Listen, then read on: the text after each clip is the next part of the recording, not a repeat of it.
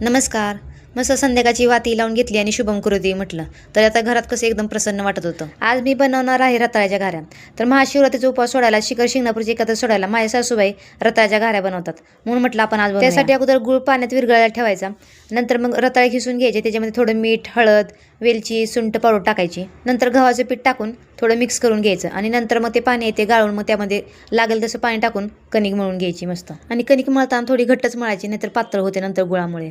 तसं तर आम्ही सकाळीच उपवास सोडलाय, पण सकाळची खूप घाई असते ऑफिसला जायची, त्यामुळे मग फक्त चपाती आणि भाजीच बनवली ती. थोडी कणिक भिजल्यानंतर जसं आपण चपाती लाटतो तशी चपाती लाटायची आणि भाजून घ्यायच्या. हळद टाकले मग मस्त मग घाऱ्या अशा पिवळसर दिसतात मग. आणि आज बऱ्याच दिवसानंतर घोसाळ्याची भजी करणार होती मी. तर जसं आपण बटाट्याची भजी करतो तशीच घोसाळ्याची पण भजी करतात. तोपर्यंत लगेच यांची ऑर्डर आली, मिरच्या पण तळा. मग स्वयंपाक झाला की लगेच हर्षने देवपाला नैवेद्य दाखवला.